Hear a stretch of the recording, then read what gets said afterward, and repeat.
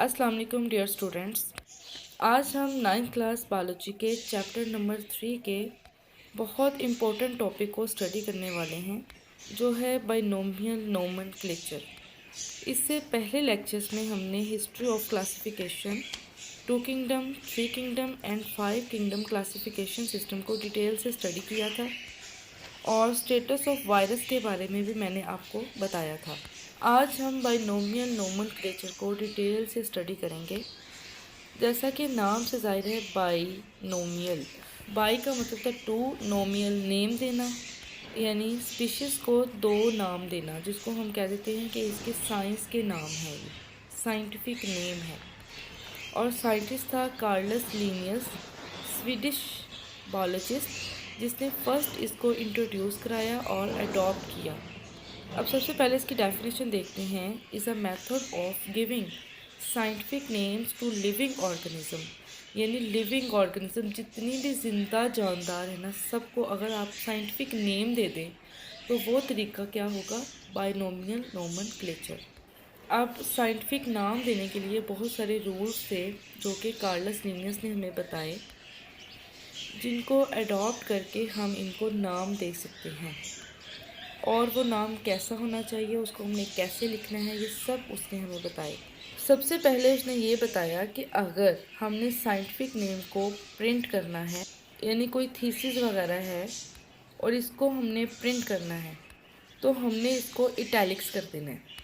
जब हम soft form में बनाते हैं तो माइक्रोसॉफ्ट वर्ड में एक ऑप्शन आता है इटैलिक्स का, तो हम ये इसको इटैलिक्स कर देते हैं। और जब आपने हाथ से लिखना है, यानी हैंड राइटिंग, जिस तरह आप लोग एग्ज़ाम में लिखो, तो आपने क्या करना है, इसको अंडरलाइन कर देना है। और फिर हमें पता है कि इसमें हम क्या लेते हैं, जीनस और स्पीशीज़। पहला वर्ड जो होता है वो हमारा जेनरिक नेम होता है, दूसरा हमारा होता है स्पीशीज़ नेम। अब देखें इसका क्या रूल था कि जो जीनस नेम है ना, वो हमेशा कैपिटल होगा, और जो स्पीशीज़ नेम है ना, उसने लिखा है नेवर कैपिटल, वो कभी भी कैपिटल नहीं होगा। इट्स मीन कि वो ऑलवेज स्मॉल होगा। ये देखिए मैंने लिखा है होमो सैपियंस। होमो का एच देखिए बड़ा है और सैपियन का एस देखिए स्मॉल है। और जब आपने इसको थीसिस में या अपने पेपर में लिखना है फर्स्ट टाइम, तो आपने इसके पूरे स्पेलिंग्स लिखने हैं। लेकिन फिर जब बार बार इसका जिक्र आए तो आपने हर दफ़ा पूरे स्पेलिंग नहीं लिखने, बल्कि आपने इसकी एब्रीवेशन लिखनी है। उसमें जो पहला नेम है ना, जीनस जिसे हम कह रहे हैं, जिस तरह होमो है एच, तो हमने होमो के पूरे स्पेलिंग नहीं लिखने, हमें इसमें एच डॉट कर देना है, आगे सैपियंस लिख देना है। तो ये इसके रूल्स हैं, ये आप लोगों को आने चाहिए, ये आपको शॉर्ट क्वेश्चन में आ सकते हैं। फिर देखें इसकी अहमियत क्या है। अब मैं आपको सिंपल वर्डिंग में बताती हूँ। जैसे बुक में प्याज, अनियन की एग्ज़ाम्पल है, तो ये है कि हम दुनिया में कहीं भी चले जाएं, हर कोई अपनी अपनी ज़ुबान में इसको मुख्तलिफ़ तरीके से पुकारेगा।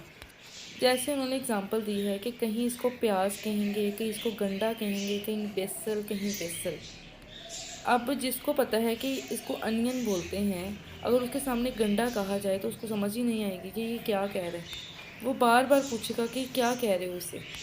अब जब हम इसे साइंस में ख़ास नाम दे देंगे, तो हम जहाँ मर्ज़ी जाकर उसका नाम लें तो सबको समझ आ जाएगी कि हाँ, ये फ़लाँ चीज़ की बात कर रहा है। जिस तरह अनियन का नाम है एलियम सीपा, हम जहाँ मर्ज़ी जाकर ये बोल दें, सबको पता लग जाएगा ये अनियन की बात कर रहे हैं।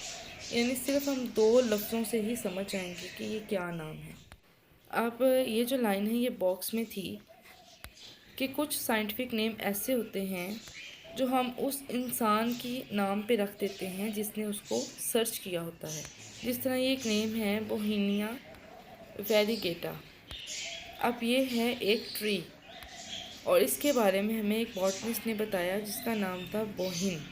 तो देखें उसके नाम पर हमने इसका नाम रख दिया बोहिनिया। ये भी आपको MCQ आ सकता है। नेक्स्ट हमारा टॉपिक है कंजर्वेशन ऑफ बायोडाइवर्सिटी, यानी ये जो बायोडाइवर्सिटी है, इसको हमने कंजर्व कैसे रखना है, कैसे महफूज रखना है।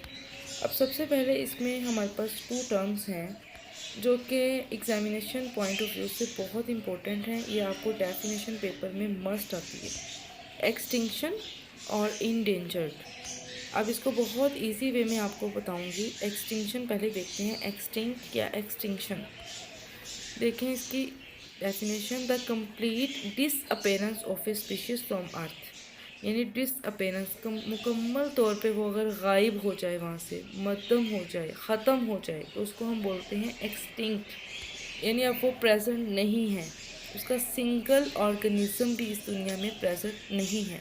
फिर है इंडेंजर्ड। डेंजर्ड देखिए नाम से ज़ाहिर है ख़तरा, यानी इंडेंजर्ड का मतलब है इस स्पीशीज़ को ख़तरा है, अभी ये ख़त्म नहीं हुई लेकिन इसको ख़तरा है, तो हम उसको कह देते हैं इंडेंजर्ड स्पीशीज़।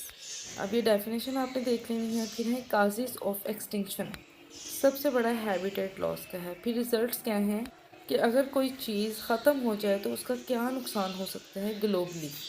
अब यहाँ मैंने एक स्केच बनाया है कि अब देखिए एक स्केच बनाया है मैंने कि जब एक इकोसिस्टम से एक स्पीशीज़ गायब हो जाती है तो वहाँ की स्टेबिलिटी ख़त्म हो जाती है जो उस वजह से स्टेबल थी, और फिर क्या होगा, पूरा का पूरा इकोसिस्टम जो ग्लोबल इकोसिस्टम है ना, जो पूरी दुनिया का, वो हमारा वहाँ पे कोलैप्स कर जाएगा, यानी वो ख़त्म हो जाएगा। अब कुछ नेम है पाकिस्तान में वो स्पीशीज़ जिनको अभी ख़तरा है, इंडेंजर्ड हैं, और कुछ इसमें से एक्सटिंक्ट हो चुकी हैं। ये उनके नाम हैं, ये देखें, लाइन है, टाइगर है, चीता है, rhinoceros, deer, wild ass, hangul and blackbuck. अब इस तरह से फर्स्ट नेम आप लिख लें, ठीक है।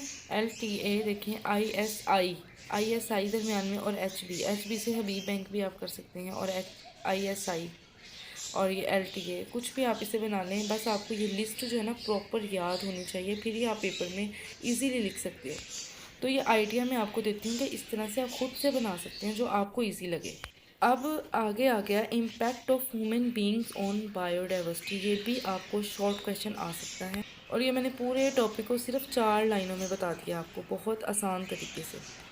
अब देखें कि 10,000 साल पहले हमारी पॉपुलेशन कितनी थी, 5 मिलियन। अब देखें 10 है ना, तो उसका 5 कर लिया, याद रह जाएगा।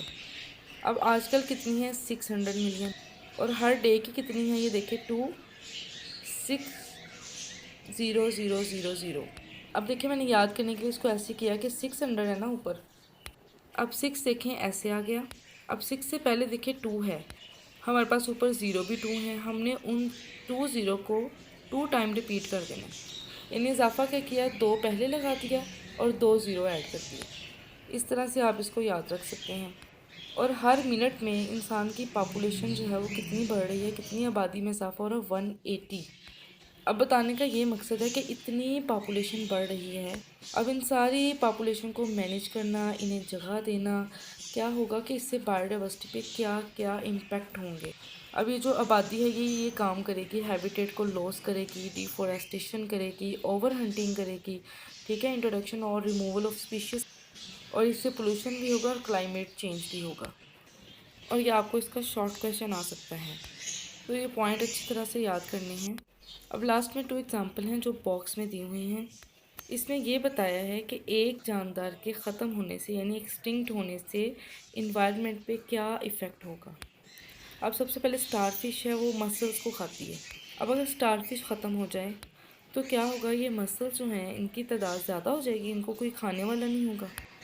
जब ये ज़्यादा हो जाएंगे फिर जो छोटे एनिमल्स होंगे ना, ये उनको खा लेंगे, यानी इतने ज़्यादा हो गए हैं, इनको खुराक भी ज़्यादा चाहिए, तो इससे क्या होगा, हमारे छोटे एनिमल जो होंगे ना वो ख़त्म हो जाएंगे या कम हो जाएंगे।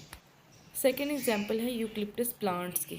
ये आपको इन्फॉर्मेशन होनी चाहिए कि ये ऑस्ट्रेलिया से हम इंपोर्ट करते हैं, ये पाकिस्तान में नहीं है।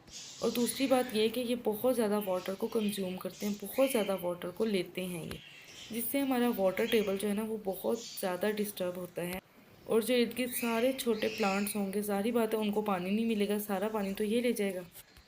तो ये एग्जांपल आप impact of human beings on biodiversity में लिख सकते हैं। इनका आपको MCQ भी आ सकता है, शॉर्ट क्वेश्चन भी आ सकता है, तो ये बहुत इंपॉर्टेंट है, इनको आपने अच्छी तरह से याद करना है। आज हमने बाइनोमियल नोमेनक्लेचर और कंजर्वेशन ऑफ बायोडाइवर्सिटी को डिस्कस किया है। उम्मीद करती हूँ कि आप लोगों को बहुत अच्छे से समझ आ गया होगा। अगर आप लोग इस चैनल पे न्यू हैं तो प्लीज़ इसको सब्सक्राइब कर दें, और अगर आपको वीडियोस अच्छी लगती हैं तो उनको लाइक और शेयर ज़रूर करें। अल्लाह हाफिज़।